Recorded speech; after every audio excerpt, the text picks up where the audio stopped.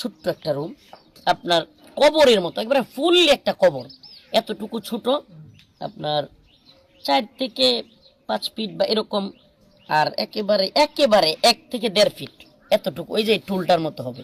এখানেই রাখা হয়, এখানেই খাওয়া, এখানেই ঘুম। আর কি করে ওরা বড় বড় ফ্যান ছেড়ে রাখে, যাতে করে এক রুমের আওয়াজ আর এক রুমে না যায়। আমি আল্লাহকে সাক্ষী রেখে বলছি, তারা বলে খালি আয়না ঘরে ঢুকাইছে। এত আয়না ঘর কই ছিল?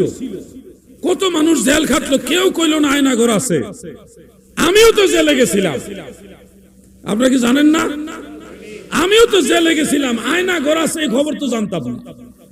আমার নিয়ে জেলে ঢুকাইছে, চিন্তা করলাম দূর কি করবো, এখানে কাজ কি? 5 ওয়াক্ত নামাজ পড়ছি, মুনাজাত করছি, মুনাজাতে আবেগ ছিল, কাঁদছি, মানুষ হাওমাও করে কাঁদছে। মুনাজাত শেষ, অবসর কোনো কাজ নাই, কি করবো? ডাক দিয়ে কইছে আসেন আমরা একটু মিলাদ শরীফ পড়ি। জেলের ভিতরে যত ওয়াহাবিয়া ছিল তারা সুদ্ধা সবাই মিল্লা মিলাদ পড়া শুরু করছে। মিলাদ পড়ে আবার মুনাজাত। কি করতাম? মিলাদের মাঝে আবার জিকির আজকারও করছি। মুনাজাতে মিলাদে জিকির আজকারে পুরো জেলখানা একটা খানকা শরীফ হয়ে গেছে। প্রথম দিকে আমি যখন মুনাজাত ধরছিলাম জেলখানার ভিতরে, সবাই তো আবেগে আপ্লুত।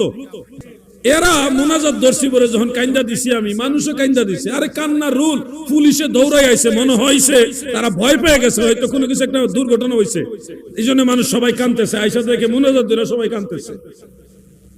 আমরা মানে মুনাজাতে আল্লাহর কাছে কান্দাকাটি করছি। 17-18 বছর, 20 বছরের মতো বয়স, এরকম 10-12 জন ছেলে, এই কিশোর আর কি, তারা আসছে। একটা মুনাজাত শেষ হয়ে বসে রয়েছি, আমি একটা এই জেলের একটা কোনার মধ্যে বসে রয়েছি। তো আইসা কো হুজুর আমরা 2টা কথা কইতাম। কি কইবি কো? হুজুর আমরা কিন্তু খারাপ মানুষ। অসুবিধা কি?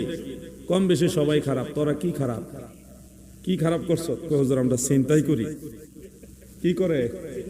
চিন্তাই করে, চুরি করে, পকেট মার। তো আমি বললাম তো এইগুলি করস কেন? হুজুর আসলে যা করছি, কিন্তু আপনার মুনাজাত আমরা মনটা নরম হয়ে গেছে, আল্লাহকে আমরা মাফ করব। আমি বললাম তোমরা কি আকাশের তারার সমান পাপ করছো? না, এত পাপ করে নাকি? এত করছি না। আমি বললাম তাহলে আল্লাহর রহমত অসীম, তোমরা আল্লাহর কাছে মাফ চাও, ক্ষমা চাও, তিনি অবশ্যই তোমাদের মাফ করবেন। তিনি বলছেন লা তাকনাতু মির রাহমাতিল্লাহ, তোমরা আমার রহমত থেকে নৈরাশ হইও না।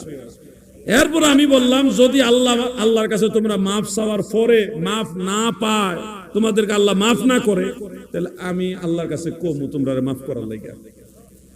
পোলা হয় ছোট মানুষ তো, আচ্ছা হুজুর আপনি যেহেতু কইছেন আল্লাহর কাছে মাফ চামু। পরে মুনাজাতে ছেলেগুলি খুব আবেগ নিয়ে কাঁদছে।